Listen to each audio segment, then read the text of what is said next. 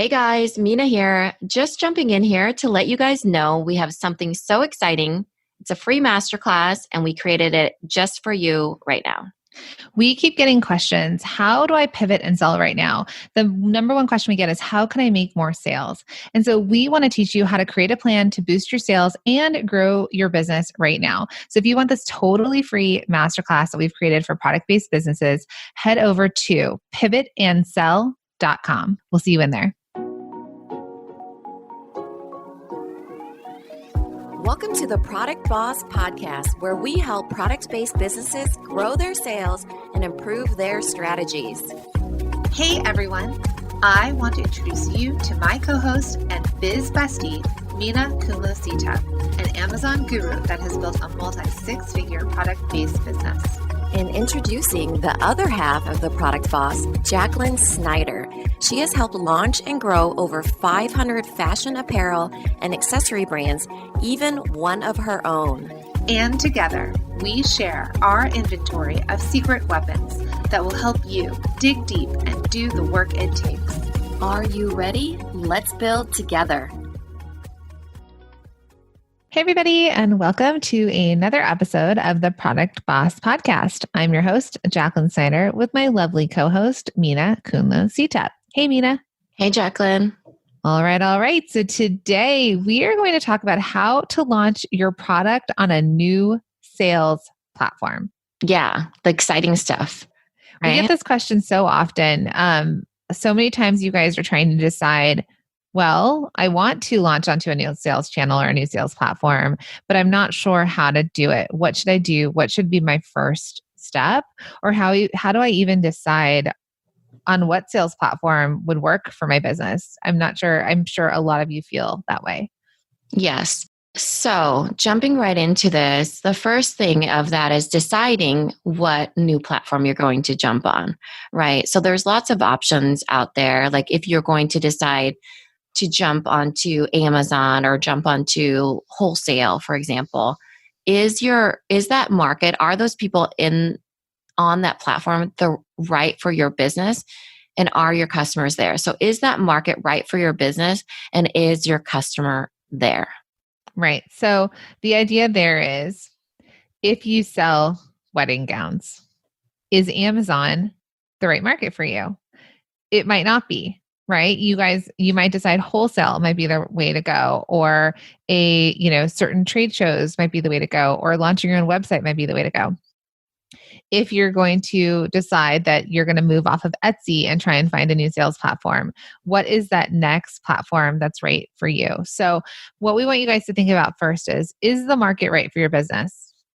Do you want to sell Amazon? Do you want to do you want to be FBA, or do you want to be fulfilling it? We have a student that's on Wayfair. She drop ships. Does that work for her business?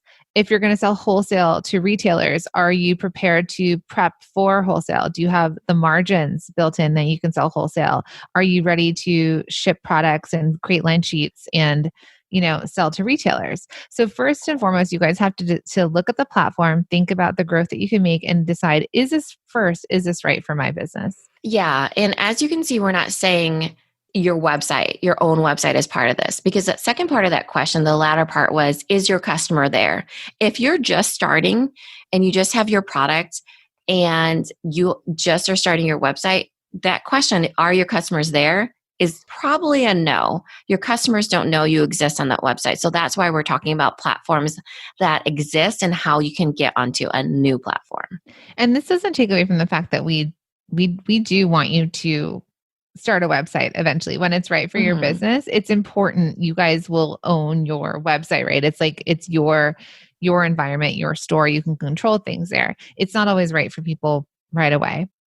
So then the second part is your customer there? Like Minna said, yeah, sure. There's the discoverability in your website sort of being that star in the universe. But is your customer there? Goes back to that idea of wedding gowns on Amazon. Is a customer searching for wedding gowns on Amazon? Probably not. But if you're looking for patio furniture, is somebody looking for patio furniture on Wayfair? Yeah. So if you have the ability to sell that there, perfect. So it's just thinking about if the customer even shows up on the sales channel that you're looking to get onto. Yeah, for sure. So that is really just making that decision, kind of sitting down thinking, okay, what is the ideal customer that is calling to me? And is that market right for my business? And you have to answer that. And then is my customer there? Then we move on to, okay, so now that you decided what platform, what should you do from there? And so the next step would be to start with your bestseller. Mm-hmm. Again, something you hear us talk about all the time, but that's because your bestseller is very easy for you to speak on and sell, right? So if you decide, oh, I want to go to wholesale, then saying to somebody, this is our bestseller. Customers love this. We get this many sales. Other resellers actually sell out of this really quickly. It gives them a reason to start up that partnership with you. Mm-hmm. This is a question. I mean, this is probably question number 2 that we get most from our students in Multi-Stream Machine and from our masterminders, right? First is, well, I want to sell in what platform, and exactly what the questions we asked you in that first section. The second part is, okay, I've decided that I want to sell on the sales platform. Now, what do I sell? And oftentimes people will feel like they should sell everything. So going back to the idea of Amazon, I know it's not right for everybody, but let's just go back to that idea. Somebody might think, all right, cool, I'm going to sell on Amazon, and now I'm going to load up my entire product category. Literally, that's like their number one question to me is, so should I load up like 12 at a time, 24 listings at a time? No, 1 or 2 at a time. And try it. You guys have to optimize it. You guys have to settle into it. You have to decide, like, does this work for you? You need to get the engine warmed up and moving. So we absolutely don't say to do all the things. We even had this question. I think we were in Multi-Stream Machine Live the other day, and somebody was talking about selling wholesale, and their thing was, I want to sell wholesale. All these retailers want to buy my product, but they're online. And I'm not sure if I should work with them or sell to them because it's going to compete with me online. Right. And the idea was, and so she was like, because I think in her head, she was thinking she sells everything to everyone, to her customer on her website. She sells everything to her wholesale vendors. And I said to her, like, you have a wholesale collection then, and you have special things that you sell on your website. You guys have the ability to narrow down. It's going to be easier for you to sell your bestseller to a buyer at a retail store than it's going to be for you to sell something that you can't move yourself. Mm-hmm. Right? So when we talk about leaning into your bestsellers, that's the thing you can scale. If everybody wants it, it's because there's something there. And a buyer is going to want it just as much as a general customer is going to want it. Right. And it becomes a win-win situation, right? You are proudly getting into a store and they're able to sell it and make money as well. You're able to make money, and it becomes a true partnership, which always should be a win-win situation.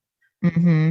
I mean, if we even go back to the Pura Vida episode that we had with Jared, so he had said, when they went wholesale, they had bracelets and they just did variations of their bestsellers, which were these bracelets. And when they sold to retailers, they had a very beautiful, point of sale display, and it was just stacks of the bracelets. They could sell the bracelets all day, every day, because you also want your retailer or the platform you're selling to be successful. We're not on there to move stuff that doesn't move. It won't move there if you can't move it yourself. So you definitely want to sell your bestseller. And I also want to just say it's something that you could scale, right? So it's something that you could produce more of when you are going to launch on a new sales platform. If you're doing something custom, that's fine. But even the best custom, like the businesses that we work with that are multi-million-dollar businesses that have custom products, they weren't selling the custom products on the bigger scale. They might be doing custom direct to customer, but anything that they were getting on another platform was something that they could scale and mass produce, even if it's still handmade. Yeah. And, really with wholesale too, you really want it to be in the reorders, right? Mm-hmm. And oftentimes you get those reorders if the bestseller is there because it'll sell, and that you can equip them with the right tools in order to sell it. Yeah. Pink dress sells out, they can buy more of those pink dresses. They don't want to sell out of a pink dress because their customers love it. And then they're coming back to you and like, we want more pink dresses. You're like, sorry, but I have this blue dress. No, we want the pink dress. Right. So you want to be able to scale that. Right. So now we have your decision on the new platform. We have your bestseller ready to go. You've picked your bestseller. And now what do, Jacqueline? So you're going to create a project plan with a timeline and action steps on how you're going to get there. So you've decided I'm going to get on this new platform. You know the product you're going to sell. And now you're thinking, okay, how and when am I going to get here? Ask yourself, are you going to do this now? Is this a project for now? Or is this a project for later? And if you decide for later, when? Pick a month, pick a date, give yourself those tasks in that project to think. And you may also have to ask yourself, how long will this take for you to do this, right? Because maybe you are thinking about scaling a product and getting onto a new platform, but you might have to order more materials or figure out how to scale it. So you guys have to, as business owners, create a project plan once you're going to set something in motion and how you're going to get there. Yeah. I think that's one of the questions we get all the time as well is how do I launch on here? Well, the launch is really a project plan that you're putting onto a calendar and breaking it down into action items. Even if it is getting on Amazon, even if it is getting into wholesale, even if it's getting on Etsy, right? Thinking about the keywords, thinking about the listing, thinking about the photos, thinking about, calling those wholesalers and getting the buyers' names. What is the system that you're building into this action plan that you need to do, that you've broken up the project into tasks that will be completed by a certain date?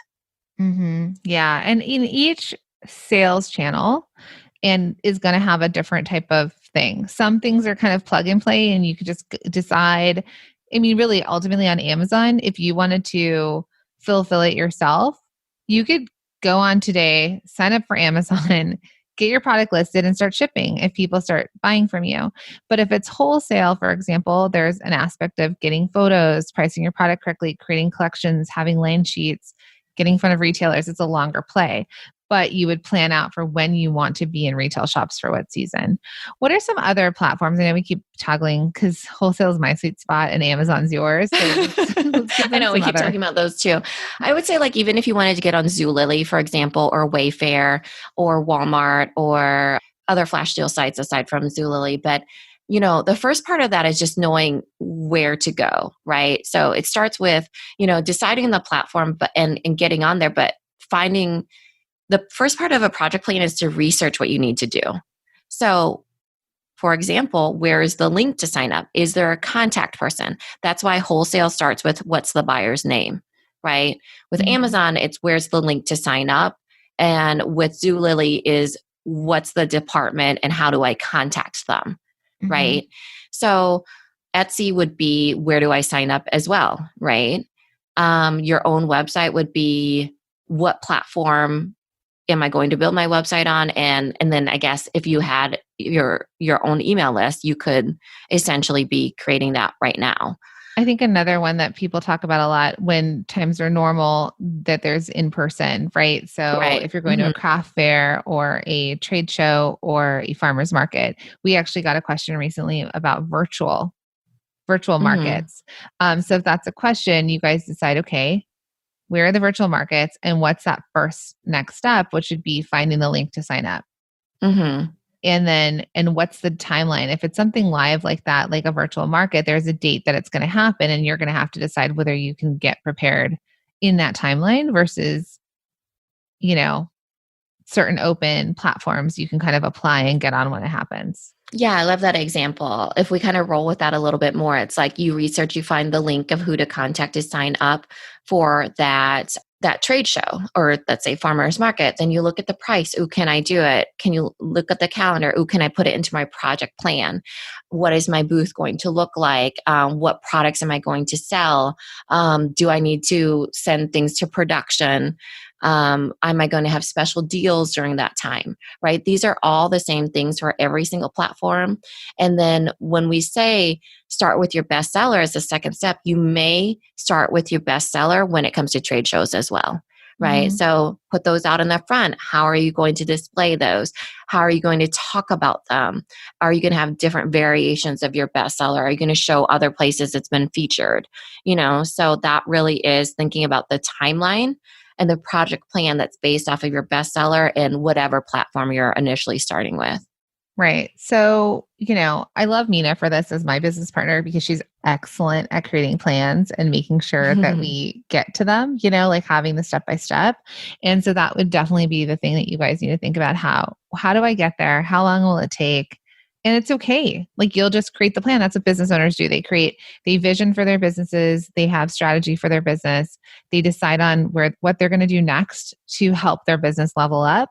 And then there's a plan created and there's action taken. And 100%, they put it into their calendar. Mm-hmm. Things don't happen unless you guys put it into your calendar and then track it. So you know how we always say like things that aren't tracked don't grow. So it's like things that don't get put into the calendar don't happen. Mm-hmm. That's really what it comes down to.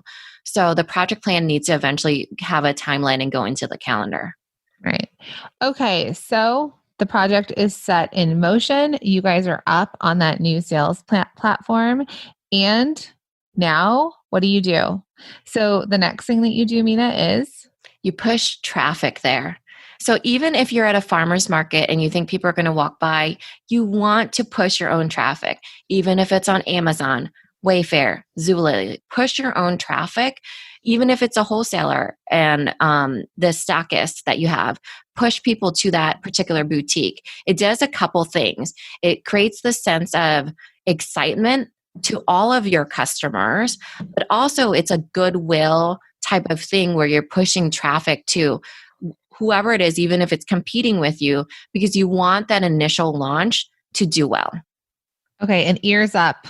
As you're listening to this, you might be sewing or making something or shipping something, your kid's screaming. Even if it competes with you, you still send traffic there. Okay, guys?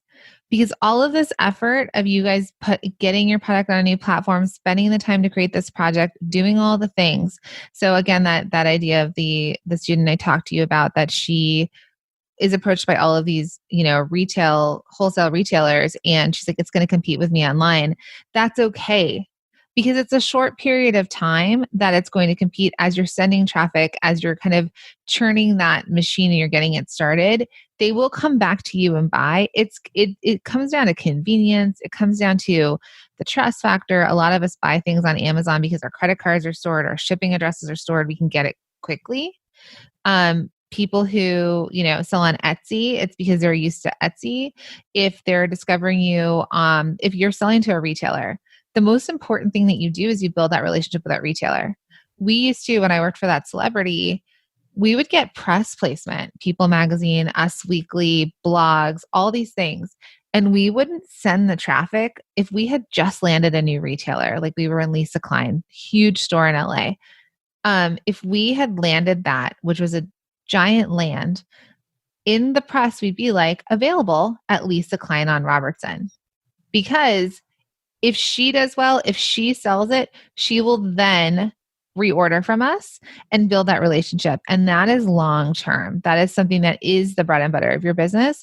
So how we've talked about sales channels, like certain things getting knocked out from under you, these platforms that you're building, creating relationships for, and getting a new customer base, those will be there for you when something else goes away. Yeah, I love that example because, we're initially pushing that traffic now, but another to do on this would be to keep those same photos, screenshot, hey, we launched on, Amazon, Zulily, or we're at this farmer's market. So you can show that later on to reinforce your credibility as a business. Mm-hmm. So same with Jacqueline saying that they push traffic to Lisa Klein. That gives her so much credibility as a business. And then it's not like one time that she shows that she's there, right? She's pushing traffic there now, but she should also push traffic to there again later on in her content. When Minna tells you guys that she sells on Walmart, don't you think that sounds amazing? Oh my God, you sell on Walmart? That's amazing, right? Like so many of us would want to do that. Or I'm number one seller on Amazon, or I sell to Nordstrom's or Macy's, or, big businesses that would give her business clout or your business clout. So that's the idea here too, right? So like you're basically backing up your business. You're showing that your business is a big business or a business that has like trust badges and trust. validators. Yes, thank you. But there's those trust factors that are built in by having these partnerships. Right. And they view you as someone who takes their business seriously and takes their customer relationship seriously. So they're more apt to buy from you because they're like, oh, I'm supporting this small business, but at the same time, it is a small business. It's not like they're going to be gone in, 2 months and I'll be left on my own with this product. So if I told you that I had a cosmetics brand and now we're in Sephora, would you think I was big time? Oh my gosh, I would love it. Right. So, and then the other side to big time is when you look at, let's just go back to Amazon, and it has, you guys all know this when you're buying stuff, something has 1,500 reviews with like 4.5 stars, and something has 5 stars, but 2 reviews. You're probably going to go to the 1,500 review one. So that also, by pushing traffic, by asking for the reviews, it's the same thing on Etsy, or by a brand that's somewhat bigger than you, or a store that's bigger than you, that's saying, I trust this brand, I'm selling it, I back it. Those are all those little signals that you'll send to your customer that will reinforce your brand and have them continue to buy from you on any platform. In such a simple way too, right? They're recognizing that logo, you're pushing traffic there. They're like, ooh, she's on, Amazon now or whatever, because you trust Amazon. So it kind of filters over to that level of your brain of, oh, I can trust her as well. Something that I do with my kids is that they can earn apps. Even if it's a Get app, which is free, they have to earn it. And the only apps they can earn towards are the ones that have at least 1,000 reviews. Oh. So they go through and look at the number of stars, because I won't let them download one that's going to be like glitchy or overrun with ads or whatever. And the way that I know is because they have at least 1,000 reviews. Mm-hmm. So smart. I have to do that with my son. He smuggles on the little Get apps. So I hope that this was clear and helpful to you, because I know that it sometimes feels overwhelming on those decisions to take to launch your product on a new sales platform. But just as sort of a recap, we want you to decide on the new platform, decide if the market is right for you and your business, and if your customer's there. Then we want you to start with your best sellers, something you could speak all day, every day on, that will sell. Then we want you to create a project plan with a timeline and action steps on how you're going to get there. And then finally, once you're there, we want you to push traffic to it. Even if it competes with you, still send traffic to it to get it started. Mm-hmm. And then also, I'm going to add on a fifth, because I did mention it, was create a file folder for each one so you can promote it again later on. I actually screenshot the reviews that I get in my seller messages on Amazon so I can put it in emails later. Smart. For example. Yeah. So thanks, everybody. Hopefully that helps. And we're excited to see all the new platforms that you will be launching on. Hey, one last thing before you go. We created this podcast as a reminder that you are not alone in this. Growing a product-based business is not easy, and we are so happy to help you through it. So thank you so much for listening, because we truly appreciate it. And thank you to those of you that have already left a review. We want to give a special shout out to you. Thank you. We couldn't do this without you. We read every single one of these reviews, including this one from Project Moment Designs. They say, ever since coming across the Product Boss podcast, there's been limitless ways where I've felt better prepared in showing up for my business and my projects. Jacqueline and Minna can be seen as the Product Boss Angels, as they both share a ton of insights that are so applicable to any type of business and for any situation, especially now with such abrupt changes from the pandemic. I attribute many of my new campaign ideas from these two ladies and their courses. I joined Multi-Stream Machine in March, and before, where I was acting out of fear, I felt so encouraged and confident to keep moving forward and connecting with my audience. My business, Project Moment Designs, had its best month in April ever with online sales, all because of the strategies and guidance from these wonderful ladies and the community.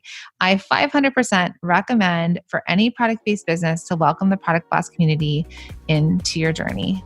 Wow. So kind of you to say. And you guys know we love reading these. These mean so much to us, and they help our business, and they help us reach more people and actually help more small product-based businesses, which you know is our mission in our lives. So thank you, thank you, thank you. Hey guys, wait, before you go, we want to remind you that we've created this incredible masterclass. It is totally free. It is our Pivot and Sell masterclass where we are going to teach you how to create a plan to boost your sales and grow your business right now. You do not want to miss this. It's totally free. So Minna, where should they go? Go to pivotandsell.com and you guys can get that free masterclass and get started on creating a plan to boost your sales right now.